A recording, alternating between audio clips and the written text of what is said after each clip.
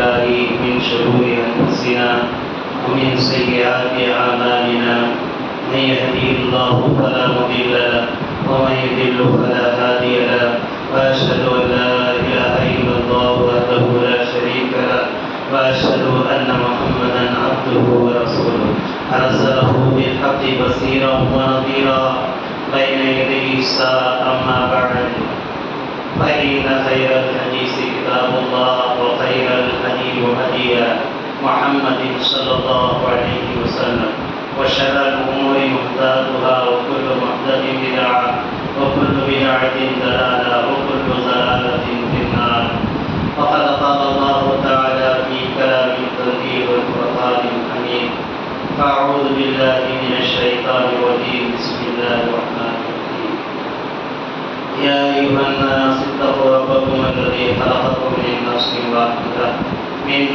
واحدة وخلق منها زوجها وبث منهما رجالا كثيرا ونساء واتقوا الله الذي تساءلون به والأرحام إن الله كان عليكم رقيبا يا أيها الذين آمنوا اتقوا الله حق تقاته ولا تموتن إلا وأنتم مسلمون يا أيها الذين آمنوا اتقوا الله وقولوا قولا سديدا يصلح لكم أعمالكم ويغفر لكم ذنوبكم ومن يطع الله ورسوله فقد فاز فوزا عظيما اللهم صل على محمد وعلى آل محمد كما صليت على إبراهيم وعلى آل إبراهيم إنك حميد مجيد اللهم بارك على محمد وعلى آل محمد كما باركت على إبراهيم وعلى آل إبراهيم إنك حميد مجيد رب اشرح لي صدري ويسر لي أمري واحلل عقدة من لساني يفقهوا قولي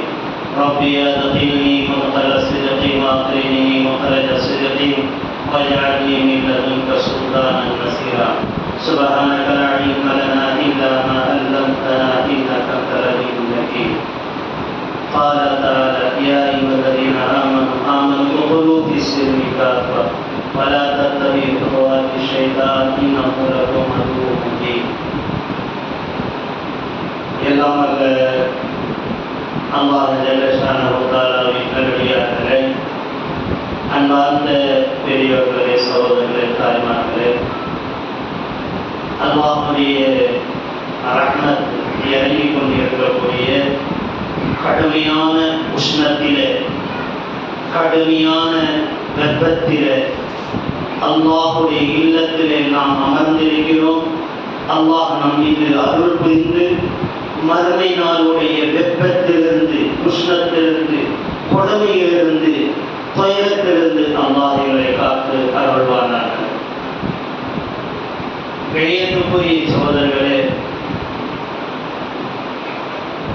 எங்களுக்கெல்லாம் வழிகாட்டியாக அனுப்பப்பட்ட தூதர் பெருமானார் முஹம்மது முஸ்தபா ஸல்லல்லாஹு அலைஹி வஸல்லம் அவர்கள் மீது இறைவனுடைய சாந்தி சமாதானம் நிலவச் செய்வானாக. அவரை பின்பற்று வாழ்ந்த அந்த சஹாபாக்கள், தாபியீன்கள், தபே தாபியீன்கள், பலஃபாயின்கள், ராஷிதீன்கள், எண்ணற்ற நல்லடியார்கள் மீதும் குறிப்பாக நம் மீதும் இறைவனுடைய சாந்தி சமாதானம் நிலவச் செய்வானாக. கண்ணியத்துக்குரிய சகோதரர்களே, இந்த ஒரு உலகம் என்பது ஒரு ஏமாற்றத்துக்குரியது. இந்த உலகம் என்பது ஒரு ஏமாற்றத்துக்குரியது. ஒரு குறிப்பிட்ட குறுகிய காலம் இந்த உலக வாழ்வை, இந்த குறுகிய உலக வாழ்வையை மனிதன் சிலர்கள் ஆரோக்கியமாகவும் நல்ல அந்தஸ்திலும் வாழுகின்றார்கள். இந்த உலக வாழ்க்கையை சிலர்கள் சிரமத்தில் வாழ்கிறார்கள், சிலர்கள் நடுத்தரமான வாழ்க்கையில் வாழ்கிறார்கள். சிலர்களுக்கு அல்லாஹ் ரப்பல் ஆலமீன் செல்வமா என்ற செல்வத்தை கொடுத்து ஏசியிலும் உஷ்ணம் தெரியாத அளவில் வாழக்கூடியவர்களாக, கஷ்டம் என்று தெரியாத வாழக்கூடியவர்களாக, துன்பம் என்ன என்று தெரியாமல் வாழக்கூடியவர்களாக வாழ்ந்து கொண்டிருக்கிறார்கள். இதற்கு மத்தியிலே இறைத்தூதர் பெருமானார் முஹம்மது முஸ்தபா ஸல்லல்லாஹு அலைஹி வஸல்லம் அவர்கள் கூறினார்கள்,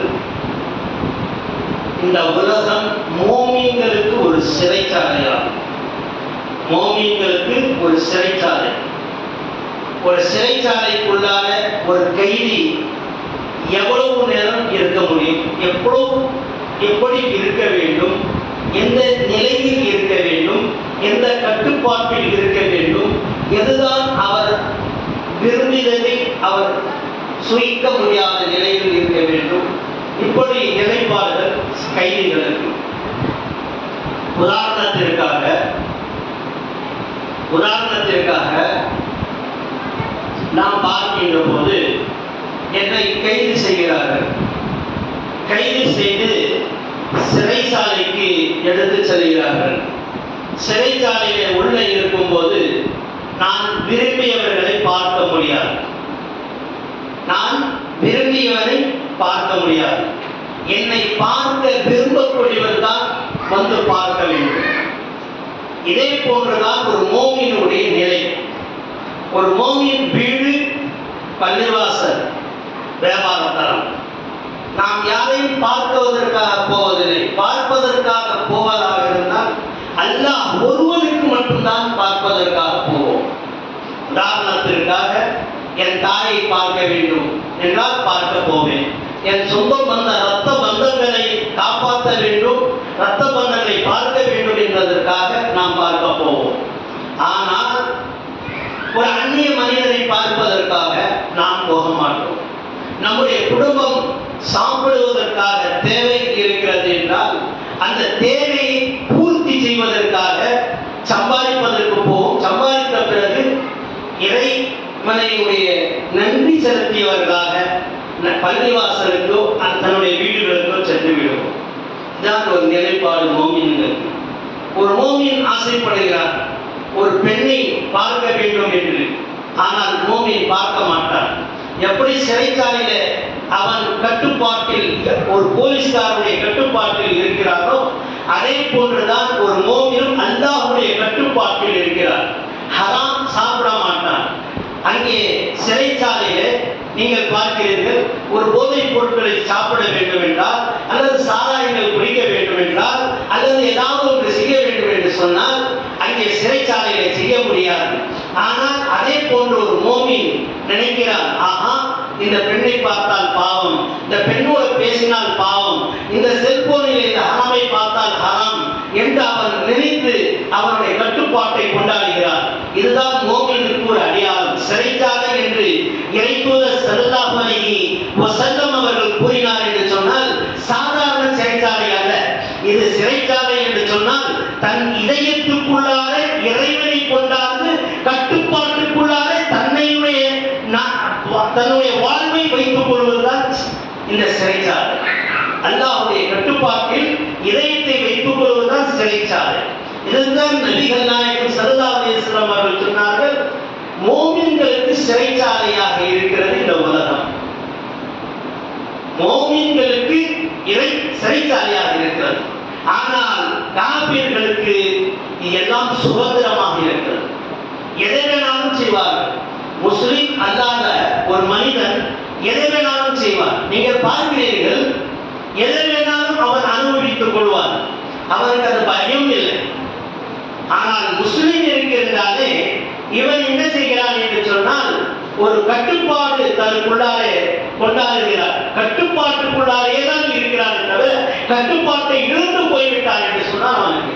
இதுதான் அல்லாஹ் தஆலா உங்களுக்கு ஆரம்பத்தில் ஒரு வசனம் ஓதி காண்பித்து, யா அய்யுஹல்லதீன ஆமனு, ஓ ஈமான் கொண்ட விசுவாசிகளே, ஆமனு குலு ஃபிஸ்ஸில்மி காஃபா, நீங்கள் ஈமானுக்குள்ளார முழுமையாக வந்து விடுங்கள்.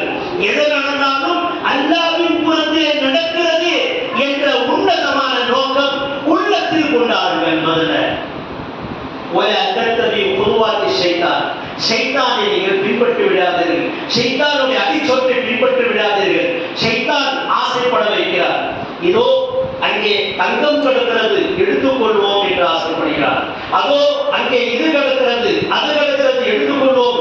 கீழே கிடப்பதும் கூட எடுத்துக்கொள்ள அவர் ஆசைப்படாத ஒரு மனிதன் தான் இந்த உலகத்திலே மோமினாக இருக்க முடியும், வெற்றி பெற்ற ஒரு மனிதனாக செல்ல முடியும். இறைத்தூதர் ஸல்லல்லாஹு அலைஹி வஸல்லம் அவர்கள்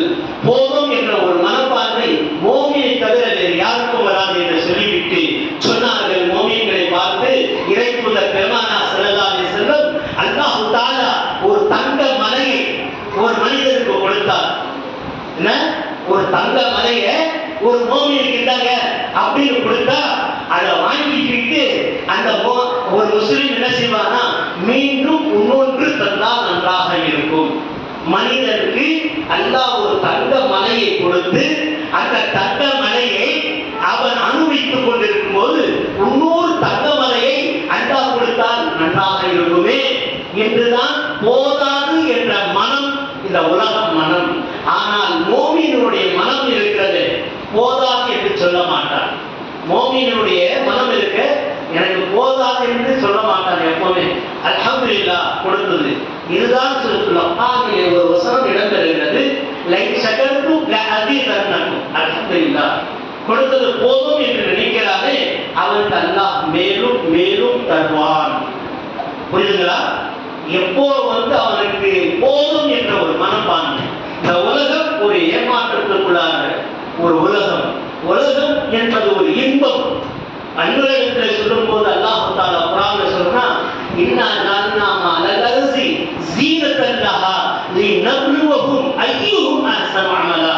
நீங்கள் பார்க்கிறீர்களே இந்த உலகம் இருக்கிறது எப்பேற்பட்டது என்று சொன்னால், புற்பூண்டுகளை முளைக்க செய்யக்கூடியதாகவும் அலங்காரத்தை தோற்றங்களை வெளிப்படுத்தக்கூடியதாகவும் நீங்கள் பார்ப்பதெல்லாம் அலங்காரமாக இருக்கக்கூடியதாகவும், ஆனால் அங்கிக்கும் அஹ்ஸனு அமலா உங்களுடைய அமலை மட்டும்தான் அல்லாஹ் பார்க்கிறார். ஆனால் இந்த உலகம் வாழ்க்கை இருக்கிறது ஒரு குறிப்பிட்ட வாழ்க்கை, ஒரு குறிப்பிட்ட வாழ்க்கை. தாயுடைய வயிற்றில முதல்ல இருக்கிறார், அது குறிப்பிட்ட வாழ்க்கை. தாயுடைய வயிற்றிலிருந்து உலகத்தில் வாழ்கிறானே இந்த குறிப்பிட்ட வாழ்க்கை.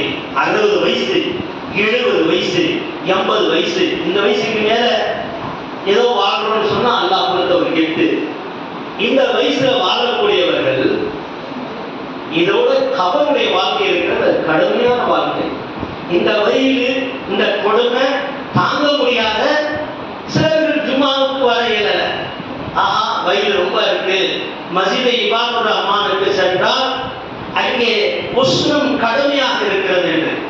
இந்த உஷ்ணத்தோட இந்த கொடுமையோட அதிகமான கொடுமை கபரிலே இருக்கிறது என்பதை உணர்ந்து கொண்டது. அல்லாஹ்வுக்காக மட்டும் இந்த மஸ்ஜிதை நான் ஆபாதம் செய்கிறேன் என்ற உன்னதமான நோக்கத்தோடு வரும்போது அல்லாஹ் அவனுடைய அனைத்து பாவங்களை நிச்சயமாக மன்னித்து விடுவார். இது ஞாபகத்தில் வைத்துக் கொள்ள வேண்டும். இந்த மஸ்ஜிது இபாதுர் ரஹ்மானை நாம் பார்க்கும்போது உஷ்ணத்திலே நிரம்பி இருக்கிறது. ஒரு பேன் போட்டு கூட உட்கார முடியாத சூழ்நிலையில் இருக்கிறது. ஒரு ஏசி, ஒரு கூலரு, இதை போன்ற வைக்க முடியாத வசதி இல்லாத இபாதுர் ரஹ்மான் மஸ்ஜித் இயங்கிக் கொண்டிருக்கிறது. இந்த மஸ்ஜிதுக்காக பல இடங்களிலே நாம் கேட்டுட்டோம், என்னன்னு ஒரு கூலரோ யாரோ கொண்டாந்து வச்சா நல்லா இருக்கும், ரொம்ப கஷ்டமான இருக்குன்னு. அல்லாஹ் தஆலா நாடல, அவனுடைய உள்ளங்கள்ல தரல. ஆனா இங்க இருக்கிறோம், ஆனால் மக்கள் குறைவாக இருக்கிறார்கள். அல்லாஹ் சுப்ஹானஹு வ தஆலா லேட்டா வர்றாங்க. காரணம் வர்றதுக்கான நோக்கம் உஷ்ணம் தாங்க முடியல. ஆனா இதோட கடுமையான உஷ்ணம் அது எது என்று சொன்னால் சக்ராத்துடைய நேரம் இருக்கிறது. அந்த நேரத்தில் நெத்தியெல்லாம் வேர்த்துவிடும் என்று இறைத்தூதர் பெருமானார் ஸல்லல்லாஹு அலைஹி வஸல்லம் சொன்னார்கள். அந்த சக்ராத்துடைய வேதனையிலே நீங்கள் தற்காத்துக் கொள்வதாக இருந்தால் இந்த உஷ்ணத்தை பொறுத்துக் கொண்டு அல்லாஹ்வுடைய இல்லங்களை நீங்கள் ஆபாதாக்கிக் கொள்ளுங்கள். இதுதான் என்னுடைய வார்த்தையாக இருக்கிறது, இறைவனுடைய வார்த்தையாகவும் இறை தூதருடைய வார்த்தையாகவும் இருக்கிறது. இந்த உஷ்ணத்தை பொறுத்துக் கொள்ளுங்கள், நிச்சயமாக உங்களுடைய கபருடைய வேதனை அல்லாஹ் தஆலா எளிதாக்கி வைப்பான். இறைவனுக்காக என்று நாங்கள் கட்டுப்பட்டோம், இறைவனுக்காக இந்த உஷ்ணத்தை நாங்கள் தாங்கிக் கொள்கிறோம். யா அல்லாஹ் எங்களுக்கு மறுமை நாளுடைய உஷ்ணத்திலிருந்து எங்களை காத்தருள்வாயாக. அல்லாஹ் இந்த மஸ்ஜிது இபாதுர் ரஹ்மானில் ஏற்படக்கூடிய கஷ்டம், உஷ்ணம், வெப்பம், இதனால் உட்கார இயலாத முடியாத கஷ்டத்தில் இருக்கிறோமே, இதை நாங்கள் சகித்துக் கொள்கிறோம். இதோட பெரிய கஷ்டம், இதோட பெரிய துன்பம் அந்த மஹ்ஷருடைய மைதானத்தில் இருக்கிறது. அந்த உஷ்ணத்திலிருந்து காத்துக் கொள்வாயாக.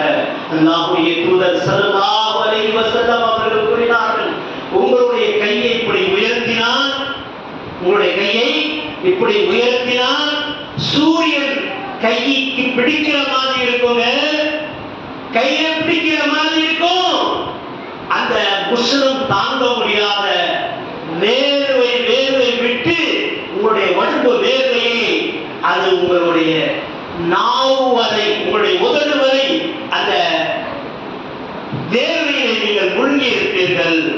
அல்லாஹ்வுடைய தூதர் ஸல்லல்லாஹு அலைஹி வஸல்லம் அவர்கள் கூறினார்கள், சிலர்கள் கழுத்து வரை அந்த உஷ்ணத்திலே முழுகி இருப்பார்கள், சிலர்கள் மார்பு வரை, சிலர்கள் வயிறு வரை, சிலர்கள் கொப்பு வரை, சிலர்கள் மர்மஸ்தானம் வரை, சிலர்கள் முட்டி வரை, சிலர்கள் கணுக்கால்கள் வரை, சிலர்களுக்கு வேர்வையே பிடிக்காதவர்களாக இருப்பார்கள்.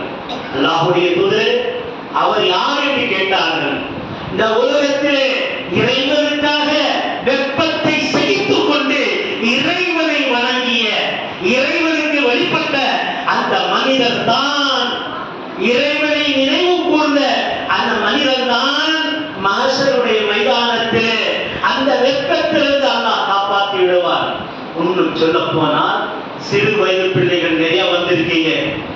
உங்களை பார்த்து அல்லாஹ் சொல்றான், யார் அல்லாஹ்வுடைய இல்லத்திற்கு சிறு வயதில் வந்து தொழுது இபாதத்து செய்கிறார்களோ அவர்களுக்கு அந்த உஷ்ணமும் கூட படாத அளவில் நான் என்ன செய்வேன், வந்திருப்பா. எங்கே வந்து நீ மஸ்ஜித் இபாதுர் ரஹ்மானிலே கஷ்டப்பட்டு தொழுதாய சிறு வயதில், நீ அசான் சொன்னாய் சிறு வயதில், துறையை வைத்தாய் சிறு வயதில், வா இப்போது என்னுடைய அரசின் கீழ் நிழல் தருகிறேன் என்று அல்லாஹ் தஆலா அரசின் கீழே நிழல் தருவான் என்று இறைத்தூதர் பெருமானார் ஸல்லல்லாஹு அலைஹி வஸல்லம் இன்ஷா அல்லாஹ் அல்லாஹ் நம் அனைவருக்கும் தந்தருள்வானாக. இணையத்துக்குரியவர்களே, இந்த உலக வாழ்க்கை ஒரு ஏமாற்றத்துக்குரிய வாழ்க்கை. மதாவுடைய துன்யா, இந்த உலகத்தை ஒரு ஏமாற்றத்துக்குரியது எதுக்குமே இல்லை. ஆனால் இந்த உலக வாழ்க்கையை நாம் நேசித்துக் கொண்டு மறுமையை மறந்து கொண்டு இருக்கிறோம். ஆனால் மறுமையுடைய வேதனை கொஞ்சம் அல்ல அதிகமான வேதனையாக இருக்கும். அந்த வேதனையிலே இறை தூதர் ஸல்லல்லாஹு அலைஹி வஸல்லம் அவர்கள் ஒருவார்கள் முதல்ல தோற்றம் அளிப்பார்களாம். இறை தூதர் பெருமானார் ஸல்லல்லாஹு அலைஹி வஸல்லம் மக்கள் எல்லாம் பார்ப்பார்கள். அதோ வந்து விட்டார்கள் அனைத்து நபிமார்களுடைய தலைவர், எங்களுடைய தலைவர் அருமை தூதர் பெருமானார் ஸல்லல்லாஹு அலைஹி வஸல்லம் நேராக செல்வார்கள். இன்னா ஆதைனாகல் கௌசர், மறுமை நாளிலே கௌசருடைய திராகத்தை தண்ணியை உங்களுக்கு குடிப்பதற்காக உங்களுடைய உரிமையை நாங்கள் கொடுத்திருக்கிறோம் என்று அல்லாஹ் தஆலா குர்ஆனிலே சொல்லி காட்டுறாரு. சின்ன அத்தியாயம். இன்னா ஆதைனாகல் கௌசர் ஃபஸல்லி லிரப்பிக வன்ஹர் இன்ன ஷானியக ஹுவல் அப்தர். மூன்று கட்டளைகள் அல்லாஹ் இதில் எழுதுகிறார். கௌசருடைய திராகத்துடைய தண்ணியை நாளைக்கு மறுமையிலே குடிக்கணும்னு சொன்னா, நாளைக்கு மறுமையிலே கௌசருடைய தண்ணியை குடிக்கணும்னு சொன்னா அவருக்கு எந்த தியாகமும் பண்ண தேவையில்லை. சின்ன தியாகம் பண்ணுங்க. என்ன தியாகம் அப்படின்னு சொன்னா, ஃபஸல்லி தொழுதுங்க. அல்லாஹ் கட்டளை இட்டதுதான். கௌசருடைய திராகத்துடைய தண்ணியை நீங்க குடிக்கணும்னு சொன்னா ஃபஸல்லி தொழுதுங்க. வன்ஹர் குர்பானி கொடுங்க, தியாகம் பண்ணுங்க. ஆடுதான் மாடுதான் அறுத்து தியாகம் பண்ணணும் தேவையில்லை. ஒரு நாள் முடிஞ்ச தியாகம். இந்த அல்லாஹ்வுக்காக என்ன மஸ்ஜிதுக்கு நான் வரேன், இது ஒரு தியாகம். ரெண்டு கட்டளைச்சியா, மூணாவது கட்டளை என்ன சொல்கிறார்? ஃபஸல்லி லிரப்பிக வன்ஹர் இன்ன ஷானியக ஹுவல் அப்தர். நீங்கள் வாரிசுதாரர்கள். ரசூல் ஸல்லல்லாஹு அலைஹி வஸல்லம் யாருடைய வாரிசு? அல்லாஹ்வுடைய தூதருடைய வாரிசுதாரர்கள் நாங்கள். அந்த சொந்தத்துக்கு சொந்தக்காரர்களாக மாறுகிறேன். இங்கே பாவா அம்மா தான் வேற. இந்த உலகத்துல அம்மா பாவா உங்களுக்கு வசதி பண்ணுவாரு, அதெல்லாம் வேற. ஆனா இதை தொழுது அல்லாஹ்வுடைய பாதையில் அர்ப்பணித்தானே, இவனுக்காக அல்லாஹ்வுடைய தூதர் வாரிசுதாராக வந்து நிற்பார்கள். நீங்கள் செஞ்ச குற்றங்களுக்கு பாவ மன்னிப்பின் காரணமாக சுவர்க்கம் போகாத இருப்பார்கள். உங்களை போய் நேர அல்லாஹ்வுடைய தர்பாரில் தலை சாட்சிடுவாரா யார் ரசூலுல்லாஹ் அப்படியே தலை சாட்சிட்டு யாரா இவன் தான் ரொம்ப தியாகம் பண்ணான், இவன் தொழுதான், ஆனா குற்றமும் செஞ்சிருக்கான், பாவம் செஞ்சிருக்கான், என் விளையாடி இருக்கான், அட்டூழியம் பண்ணி இருக்கான், அக்கிரமங்கள் பண்ணி இருக்கான், யாரா நீ இவர்களை மன்னித்து சுவர்க்கம் அன்பாதவரை நான் தலையை தூக்க மாட்டேன் என்று உங்களுடைய தலைவர் பெருமானார் முஹம்மது முஸ்தபா ஸல்லல்லாஹு அலைஹி வஸல்லம் அவர்கள் சொல்வாரா? அல்லாஹ் சொல்வானா, தலையை தூக்கு, தலையை தூக்கு, தலையை தூக்கு என்று அல்லாஹ் சொல்வானா? அல்லாஹ்வுடைய தலையை தூக்கும் போது ஒரு கூட்டம் சுவர்க்கத்தை நோக்கி சென்று கொண்டிருக்கும், சுவர்க்கத்தை நோக்கி சென்று கொண்டிருக்கும். அல்லாஹ் அக்பர். அல்லாஹ்வுடைய தூதர் ஸல்லல்லாஹு அலைஹி வஸல்லம் திரும்பி பார்ப்பார். திரும்பி மக்கள் இன்னும் பாவம் அதிகமா செஞ்ச மக்கள் அங்கே நின்று இருப்பார். அல்லாஹ்வுடைய தூதரே, எங்களுக்கு உங்களுடைய வாரிசுதாரர்கள் நாங்கள், உங்களுடைய வாரிசுதாரர்கள் நாங்கள், அல்லாஹ்வுடைய தூதரே எங்களையும் கொஞ்சம் காப்பாற்றி அனுப்புங்க. திரும்பி தலையை சாட்சி விடுவார்கள். அல்லாஹ் தஆலா மேலும் அவர்களையும் அவர்கள் தரமாறி அல்லாஹ்விடத்திலே கேட்டுக்கொண்டிருக்கும் போது, அப்படி கேட்டுக்கொண்டே இருக்கும் போது அல்லாஹ் தஆலா அவர்களையும் சுவர்க்கத்திற்கு அனுப்புவான். இப்படி பல முறை நடக்கும். அதற்கு பிறகு அவர்கள் சுவர்க்கம் போய் விடுவார்கள். அன்புக்குரிய தோழர்களே, இந்த உலகத்திலே அந்த கௌசருடைய திராகத்துடைய தண்ணீருக்கு, இந்த தொழுகைகளுக்கு, இந்த தியாகம் செய்தவர்களுக்கு, இறை தூதருடைய கட்டுப்பாட்டுக்கு உள்ளவர்களுக்கு அல்லாஹ்வுடைய தூதர் ஸல்லல்லாஹு அலைஹி வஸல்லம் அவர்கள் தண்ணீரை கொடுப்பார்களா? அந்த தண்ணீரை நீங்கள் ஒரு முறை குடித்து விட்டால் அதற்கு பிறகு தாகம் என்பது பேருக்கே இருக்காது. உடம்பு குளிர்ச்சியாக இருக்கும், சுகமாக இருக்கும். இன்ஷா அல்லாஹ் நிறைய விஷயங்களை சொல்ல வேண்டியது இருக்கிறது, ஆனால் நேரம் குறைவாக இருக்கிறது. உஷ்ணத்தில் உட்கார்ந்து இருக்கிறீங்க, ஆனால் குறைந்தபட்சமாக அவங்களுக்கு இந்த செய்தியை சொல்லி நினைவுபடுத்தி நான் நிறைவு செய்கிறேன். அன்புக்குரிய தோழர்களே, ஜும்மாவுக்கு வாங்க. உஷ்ணம் அதிகமாக இருந்தாலும் பொறுத்து கொள்ளுங்கள், அல்லாஹ்வுக்காக பொறுத்து கொள்ளுங்கள். அல்லாஹ் உங்களுடைய வாழ்க்கையுடைய உஷ்ணத்தை தூரப்படுத்தி வைப்பார். அல்லாஹ் உங்களுடைய கஷ்டத்தை தூரப்படுத்தி வைப்பார். கடுமையா வெயில் இருக்கு, மனிதை மாதிரி அம்மாவுக்கு போக முடியாது என்று நினைக்காதீங்க. இது அல்லாஹ்வுடைய இபாதத்தை செய்யக்கூடிய இடம். இங்கே வந்து நீங்க கஷ்டப்பட்டு அல்லாஹ்வுடைய தொழுகைக்காக வருகும் போது அல்லாஹ் தஆலா உங்களுக்கு கண்டிப்பாக பல மடங்கு உங்களுக்கு தருவான். உங்க வீட்டை குளிர்ச்சியாக்கி வைப்பார், உங்களுடைய வீட்டுகளை ஏசியாக்கி வைப்பார். இன்ஷா அல்லாஹ் பரக்கத்தை நிரம்ப செய்வார். அல்லாஹ் கொடுத்தா அது பெரிய சுகம். ஆனால் நாங்கள் தேடிய சுகம் இந்த உலகத்தில் முடிஞ்சிடும். இங்க மட்டுமல்ல, உங்களுக்கு சுகம் கபரிலும் சுகம் கிடைக்கும். அதே நேரத்தில் இந்த விஷயத்தை தாங்கி கொண்டு அல்லாஹ்வுடைய தொழுகையை நிறைவேற்றுவதற்காக பள்ளிவாசலை நோக்கி வந்த ஒரு மனிதனுக்கும் அல்லாஹ் ரப்பல் ஆலமீன் இன்ஷா அல்லாஹ் அவருடைய குடும்பத்தை உஷ்ணத்திலிருந்து தூரப்படுத்தி அவர்களுக்கு குளிர்ச்சி அவர் குடும்பத்தில் ஏற்படுத்தி தருவான் இன்ஷா அல்லாஹ். இரண்டாவது, அவருக்கு சக்கராத்துடைய வேதனை நேரத்தில் அவருக்கு வேதனை ஏற்படுகிறது. இந்த உஷ்ணத்தை தாங்கி கொண்டு பள்ளிவாசலுக்கு வந்த காரணத்தினால், மஸ்ஜிதுக்கு வந்த காரணத்தினால் அல்லாஹ் ஜல்லஷானஹு தஆலா உங்களுடைய உஷ்ணங்களை அந்த சக்கராத் நேரத்தில் வேர்த்து விடுகிறது. அந்த குழந்தையிலிருந்து அல்லாஹ் அவரை காப்பாற்றுவார். ரெண்டு. மூன்றாவது, அல்லாஹ் ரப்பல் ஆலமீன் உங்களுக்கு வசதி செய்வான், உங்களுடைய கபரை குளிர்ச்சியாக்கி வைப்பார். எந்த ஏசியும் இல்லை, எந்த தரையும் இல்லை, எந்த மார்பலும் இல்லை, எந்த ஒரு அங்கே பாதுகாப்பும் இல்லை. மண்ணு கரியான்கள் உங்களை தின்னக்கூடியதாக இருக்கு. அந்த கபரிலே உங்களை அல்லாஹ் காப்பாற்றி அருள்வான். நான்காவது விஷயம், கபரிலிருந்து மறுமை நாளுக்கு எழுப்பப்பட்ட நாளிலே அல்லாஹ் தஆலா அர்ஷுடைய நிழல் தருவான். ஐந்தாவது, அல்லாஹ் தஆலா உங்களுக்கு சுவர்க்கத்திலே புகழச் செய்வார். அல்லாஹ் பேர்பட்ட நிலையை எங்களுக்கு அனைவருக்கும் தந்தருள்வானாக.